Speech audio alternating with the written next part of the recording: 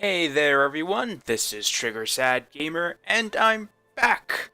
Like, 2 weeks late with the next episode of the Living World for Guild Wars 2. It's its second season, apparently, if you haven't heard. um, anyway, I'm sorry, really sorry for this being so late. The reason why it was is because when I first started recording this, it seemed as though, well, um, there was a bit of an error with the audio, and that there wasn't any at all for whatever reason. Well, there is sort of a reason. I got a new headset, and I hadn't set the X-Story to register it for some reason. It was still picking up as though I was using my old headset, so nothing in terms of audio got recorded. So it was basically just me wandering around in silence. No sound, not even in-game sounds were being recorded for some reason. So, yeah, I was going to re-record everything last week, but I sort of got lost in time and space. I went on a journey to a foreign land or something. I don't know. Make something up for yourselves. Um, but with that in mind, I am going to redo the episode. Um, well, the first two instances of the episode with my Mesmer, Morgandy. She is another Sylvari. I really like Sylvari. Okay, leave me alone.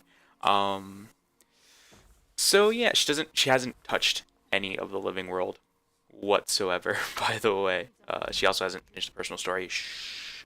I'm really bad at this. Okay. But yeah, as you can see, nothing has been completed. But regardless, we will get through Episode 7, Seeds of Truth. To find where Kaith may be now, the Pale Tree suggests returning to where she's been. Retracing your friend's steps across the years will take you down a strange and dark path. Ooh. Check your mail for regarding your request. Mender Ein. Regarding your request. Commander Morgandy, we have heard your request to speak with the Pale Tree. She has moments of clarity, but they're unpredictable and interspersed with long periods of unconsciousness. Please come at your convenience, but you'll have to wait until she awakens. Mender Ein of the Grove. I think it's pronounced Ein? I could be wrong. I'm sorry if it is. But yeah, thankfully we're already in the Grove, because, I'm totally going into this blind, and I wasn't entirely sure on where we were supposed to go or anything. But yeah, let's get to it. Mordramoth has already claimed too many victims. Do you think the Pale Tree Our will mother recover? is resilient, but the Mordrim tore at her in ways we don't fully understand.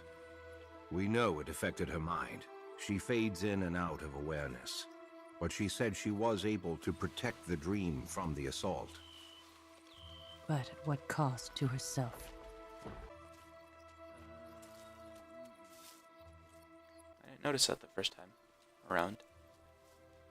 I like those little details they sort of add to the instances between NPCs. Hey there, I spoke with one of the Sylvari, and she said the Pale Tree could wake up at any time. I'm glad you made it when you did. They promised to let us know if she wakes. Where's Casimir? She stayed in Camp Resolve to help prepare for the launch. Rox and Bram too. Tammy said she was going back to school, but you never know with that child. Good. We'll make this visit as quick as we can.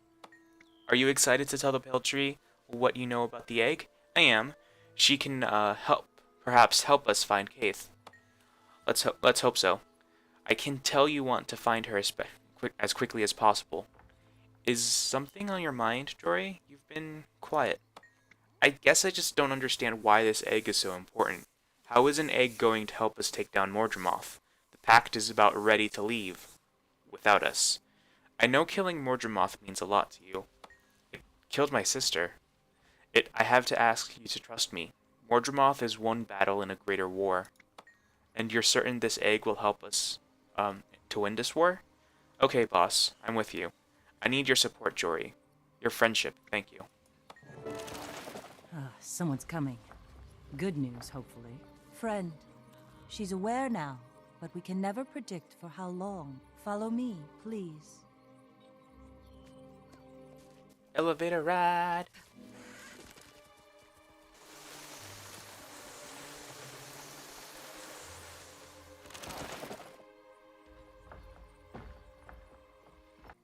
Okay. This is interesting. I went from going to pink to green. I have no problem. Ooh. I like the effect on the nightmare weapons. This looks cool. Anyway, oh, yeah, I should probably head over to the pale tree.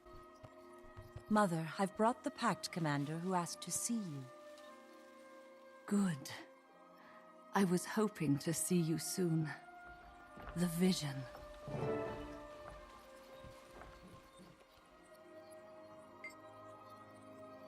Have you made any progress with it? I believe so. I found the egg, but what a relief. You may have just saved Tyria. The struggle is far from over, but if you had failed to find and protect the egg, it would have been over before it began. So, Kaith has the egg in her custody. We're trying to find her. Kaith has the egg? Why? You're the one who must take care for it, not Kaith. That's why I gave you the vision.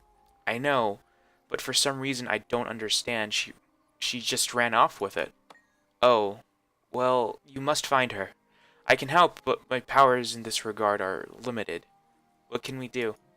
Maybe if we knew more about her past. I can give you memory seeds. They will allow you to search her memories for places that are significant to her. Thank you. Ein, please give Morgandy 4 memory seeds. This will reveal a slice of Kaith's history to you. Among those memories, you will perhaps find something that will guide you to her. How do I use them? I'll let Ein explain them to you. I am so tired.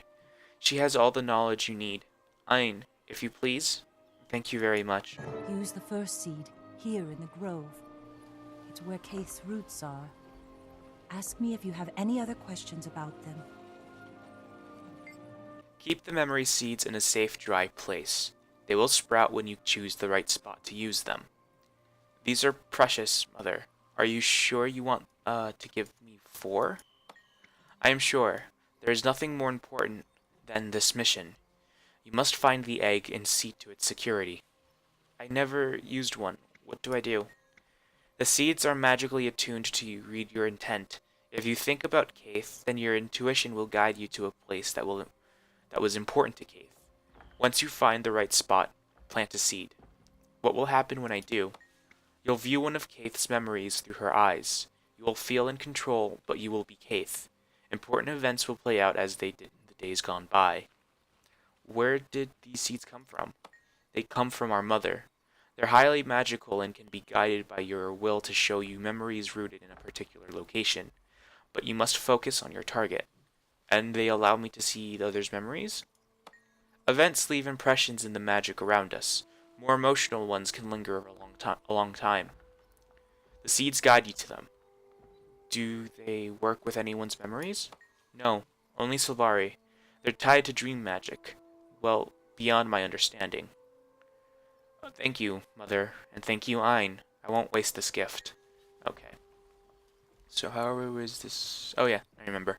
It's basically just a proximity meter. Whenever you get closer to the spot where you're supposed to find the memory, the little green bar will go up. And there we go. Right in front of the tablet of Ventari. Ooh. Super excited.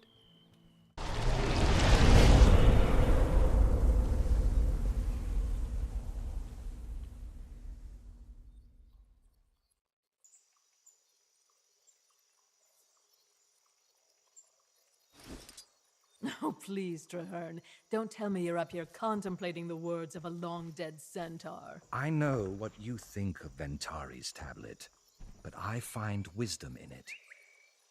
Do you even consider other views? Filling the heads of this new crop with only one side doesn't seem responsible. Ventari's tenets will help them make something of themselves, my dear. All sentient beings feel that urge. Exactly. To make something of themselves, not to live up to someone else's ideal of what they should be. Keith, can we talk for a moment? I don't know about that. Fraulein. Oh, this is going to be really interesting. What does she have to say? After the gathering today, we must corner Wynne and get her to tell us what she was talking to Mother about. You're obsessing again. You know how we Nightblooms are about our secrets. This is important, Keith. She knows something that could hold sway over all Sylvari. That's not trivial. You don't know that's true. You overheard a portion of a conversation out of context, no less. I know. Come on, we're going to be late for the gathering.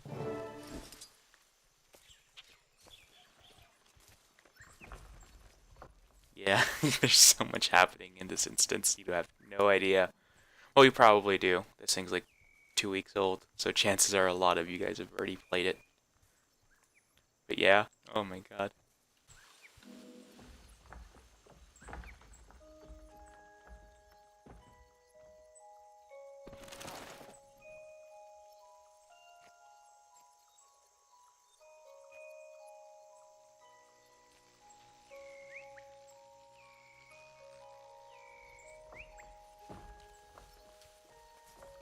The elders are meeting.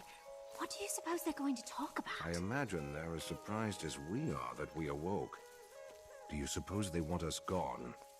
Don't be ridiculous. I tried again to talk to Kiara. Seriously, why don't you just leave her be? She doesn't want company. Over 2 years. That's how long the others were here all alone. Just the 12. It explains why they're so intimate with one another. I wish I'd been one of them. The elders follow without thinking. This tablet, it's a farce. They cling to it because it tells them how to behave. But we have our own minds. We do not swallow whole the old philosophies. We are better than that. Can you meet tomorrow night to discuss the tablet? Midnight. I'll be there. It'll be good to speak with others of a similar mind.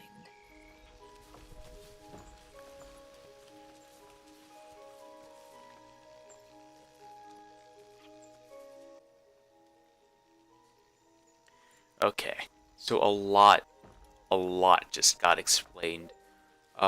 Most of this was already sort of told. We were already told some of this stuff before the game's launch. There was a bit of a retcon at this point, mainly due to one of the characters we're about to talk about, not in the circle, but as you can see, Sarah, aka Scarlet, is here. Let's see what she has to say before I go into it. What? Huh? This better be important. I was on the edge of understanding this device. I was just curious. What is that? I don't know. I found it in the woods beyond Mother's roots. I'm taking it apart to see if I can figure out how it works. It's absolutely fascinating. Don't let me interrupt then. Good day. Okay. So Scarlet, well, it's kind of weird to go into this right now. If you were paying attention to what some of the NPCs were saying, there is a 2-year time gap between when the firstborns were sprouted and these secondborn came into being. Originally, this was going to be a lot more longer, but it seems as though when they started developing Scarlet's story, it got changed into it being a bit more of a shorter time span. I don't have much of an opinion about that, just because I think the original time span between the firstborn and the secondborn coming into being was 7 years. It got cut down by like 5 years, which I don't like.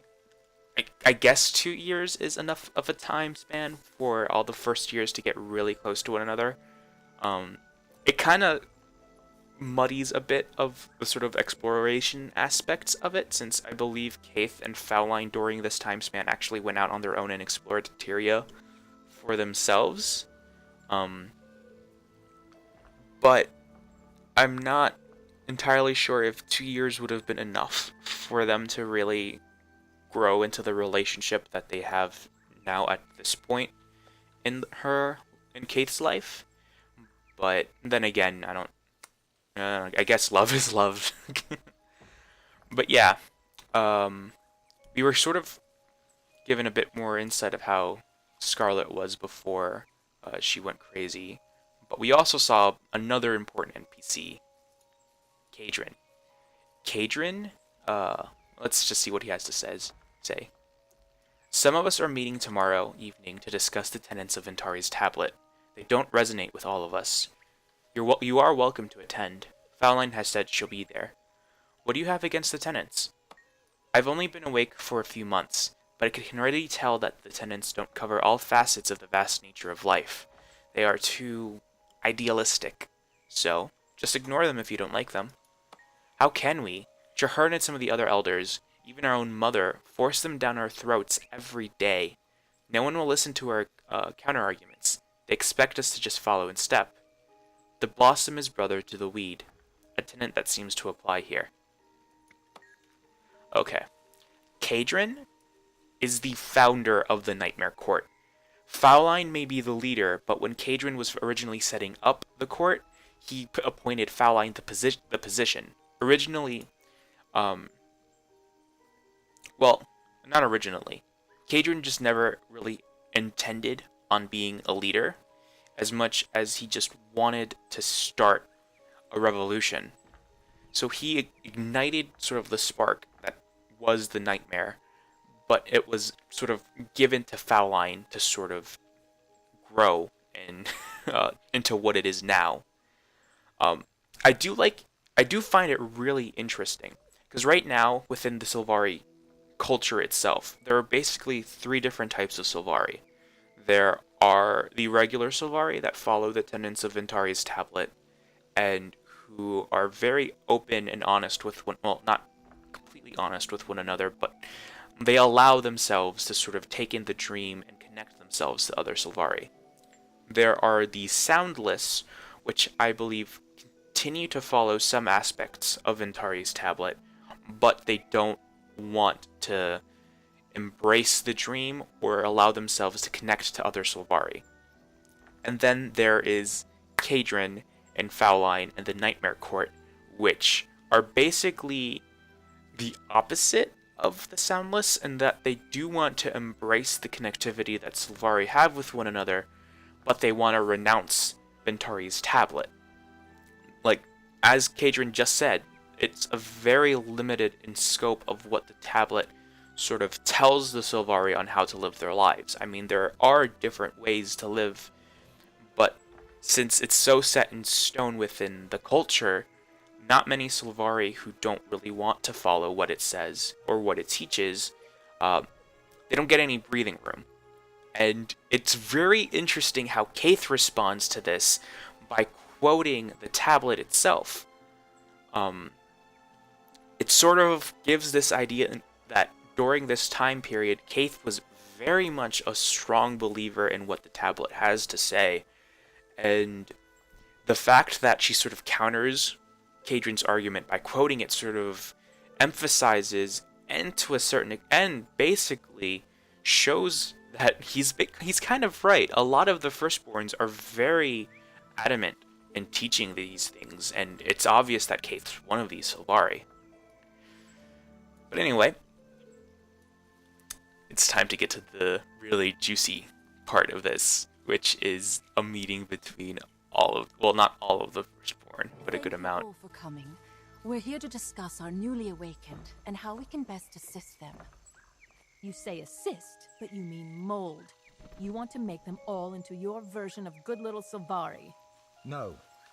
As firstborn, it is our responsibility to care for and guide these secondborn. The newly awakened, let's not call them secondborn, could benefit from our knowledge of Ventari's tenets. Oh, please. I'd love to be an ant at their feet, to hear what they're saying. There they go again, probably talking about us. Why aren't we involved in their discussions? Why aren't they involved in the discussions? And I do kind of feel bad for saying secondborn, like how Wynn pointed out that we shouldn't really sort of create a class system. Fortunately, that does eventually end up happening between the Sylvari, which is kind of sad. Though, I guess by the time our Sylvari are born in the timeline, that sort of goes away, just because of the fact that there are just so many being born continuously that it's really hard to sort of keep a tier system going. Granted, it is interesting how there aren't any sort of third or fourth born Sylvari talked about. It's just first and second, and then everyone else, which is kind of a weird position to be in then, because I don't know. It's just it is really interesting that they sort of stopped after second born. I wonder if that means that once the sort of quote unquote third born were coming out, that it was really hard to judge and gouge when it started to happen. Though I guess if they stopped at second, would that mean that our Sylvari are also second born? I don't know. This is a waste of time. These newly awakened don't need to be coddled. We didn't need anyone holding our hands or doctoring us with unexamined philosophies. Unexamined, I don't know that word.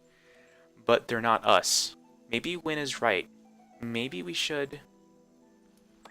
If we do anything, we should encourage them to think for themselves, depend on themselves.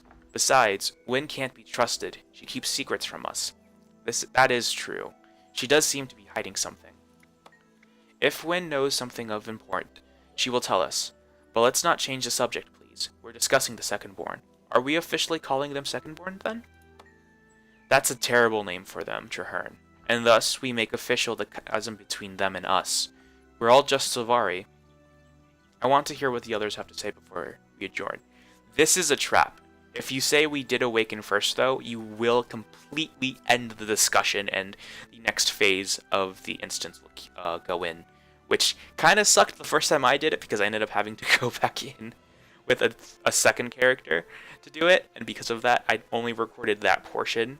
I was originally... if I had known about the error, I would have done it with him, but I ended up needing to do it with Morgany, which doesn't really matter considering how the first and second instances, how the rest of the instances actually for this episode are going to go out. But I digress. Yep, we get to speak with all of them. I'm so psyched for this. Let's start with Traherne, just because, you know, Traherne. Knowledge is central to happiness and long life. We have experienced more of the world than these newly awakened. They endanger themselves without realizing it. Predators will prey. Kaith, I'm aware of no creature in this world that doesn't defend its young from predators.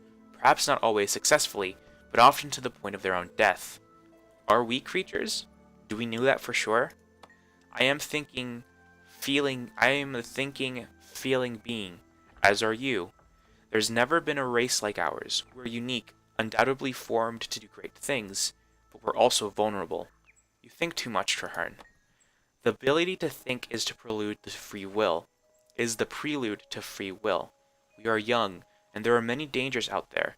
If we don't all work together, one strong enemy or an illness could wipe us out completely. What a horror if our race used to exist. We've worked so hard to survive. Keep that thought close to your heart, Kaith. It will guide you, all your life, to do the right thing by our people. I'll keep that in mind. Naim. I believe these new sprouts can be leveraged to improve life in the Grove. We're not safe until we take our own defense seriously. We need wardens to guard us. It would keep them busy and hopefully out of trouble. I feel called to make our home safe. I plan to organize a protective force for us. I'll ask the sprouts to volunteer for it. You do that. As for me, my wild hunt will likely take me away from here. Last I heard, the exact nature of your wild hunt was still mysterious. Have you had insight into what you're being called to do? Not exactly, but it's linked to dragons. I know when the moment comes. Malamedes. Oh, nope. Malamedes.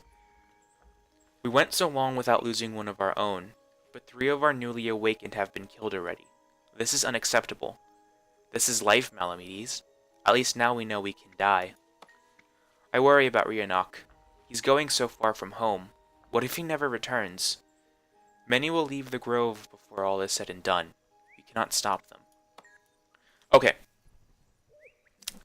A note about what Malamedes just said. This is actually a very big error in continuity. At this point, Rhiannoc, the character that Malamedes just talked about, should be dead. It's confirmed in the lore. Rhiannoc was the first Sylvari to... Wait, was it Rhiannoc? I'm sorry. Yes, Rhiannoc. Rhiannoc was the first Sylvari to die. It's been well established, and by this point, we should know about this death. But, it was a bit of a mix-up, I believe, in the, one of the writers' part when they were first filling in the NPC dialogue. But it's been corrected, and it should be corrected by, I guess, the next update that goes in. I'm not entirely sure. But yeah, Rhiannoc is already dead. None of us should be worrying about him at this point, because, you know, sadly, he was the first Sylvari to die, and yeah, we should know that we can die. Well, so we should know that Sylvari can die already. Cadence. I try to find time to help each of the new sprouts interpret their dreams, but it's becoming difficult with so many awakening. I fear some will go astray and misinterpret their wild hunts. Is it possible to misinterpret your wild hunt? That's worth considering. Okay. What he just said, I just realized. I don't remember all the stuff. So the second-born, quote-unquote second-born, they're coming in at a very rapid rate. So it's not like the firstborn where they sprouted in and then it lasted a while before the Pale Tree was able to make more Sylvari. It seems as though the second-born, as Traherne is wanting to call them, are constantly streaming in. So maybe my thought about all of the awakened Sylvari that are coming into being now are also considered technically second-born, just because it seems as though it's very difficult to gauge when it's ended. Which at that point I agree with Wynne further that there shouldn't be a very diverse naming class system between the two groups of Sylvari. But that's an opinion. Bah. Stop. Bagonet. It's been several months now since the first new sprouts began to appear. They're awakening at an increasingly steady pace. If it doesn't stop soon, we'll be overrun. Okay, that's sort of adding further to the notion that the second-born aren't really a single small group of Sylvari, but like a constant stream of new Sylvari being born. Ooh, okay. Wynne. Apparently, she has something really important that she's keeping from everyone. I don't understand how anyone can be indifferent to our own kind. We are so few and so fragile, trying too hard to be noble and good. We must rely on and support one another, no matter what. She's not being indifferent. She simply believes in the freedom to choose. We all do, but what harm is there to teach them which path is better? We know more. We've been here longer. Not so much longer that we can know what's right for others, for them. That's also a good point. Eighth. It's fascinating how the new sprouts take into the world. I remember feeling and thinking as they do. Perhaps they can do as well as we did? Maybe even better, but that's not the point. Oh yeah, I wonder which Sylvari can do better. Okay, foul line. So much talking. Maybe we just all need to agree that we do the best for them that we can. So much talking. Maybe we just all need to agree that we can do... So much talking. Maybe we just all need to agree that we do the best for them that we can. Aiming for perfection leads only to certain failure. You make a good point. Don't look at me that way, Wynne. You know I'm right. Whatever your secret is, I'll dig it out of you. I have no secret. You know everything I know. Don't lie to me. I heard you whispering to Mother. I heard you say there was something that could give unspeakable power over all Sylvari. What were you talking about? I have to go. I'm traveling to a centaur refuge in the Silver Wastes to research Ventari. We'll talk later, Fallon. Elders, I bring grave news. Please, listen. Take a deep breath, sapling. What's your hurry? Small, imp-like creatures. We just wanted to explore beyond Mother's roots. They appeared out of nowhere. Asura, I guess. Malamedes had an encounter with them not long ago. He was lucky to survive. Where did they go? They took them northwest into the forest. What was that? I followed them a while, but then I felt I should come get help. They said something about returning to Metrica before I lost their trail. Kaith, Fowlin, you two had the most experience in the wild. Would you scout ahead? The Secondborn are precious. We cannot allow them to be killed to assuage some ignorant race's curiosity. At last, something we agree on, Traherne. I can't wait to teach these imps a lesson. You and me, together. We'll rescue as many as we can. They treated Malamedes terribly. I hope they're not so harsh with this group. They're going to remember the day they met the two of us.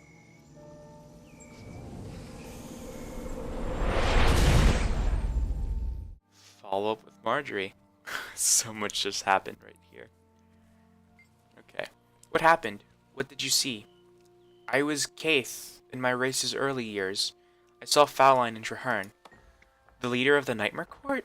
It must have been fascinating to hear how they interacted back then. I'm jealous. But did you learn anything that will help us find Kaith? To see them so young, it was incredible. They went to Metrica. Metrica province? That area is populated with Asura. Why are they going there?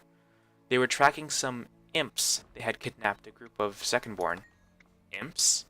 Alright, Rox is expecting me for a sword practice. I'd better let her know I won't be there. It won't take long. I'll meet you there. How is Rox with the greatsword? I've never seen her fight with one. She's surprisingly good. Though she says it isn't her weapon of choice, she learned when she was in school, and she knows a ton about battle stances. I'm learning a lot. I plan to keep at it. Good plan. Be careful. Oof, so much. Okay, let's see the rewards. A thorny seed pouch, 3 bags of loot, and some emp. Ooh, that was a weird graphical glitch. Okay. But anyway, seeing as we now have a lead on where to go next, I'm going to end the episode here, mainly because it's dragged on a bit too much, and yes, sorry it wasn't so action-packed, but hopefully all the lore explosion will sort of make up for it. But yeah, that ends this episode. Well, not episode, but part of episode 7. So I'll talk to you guys later. Bye.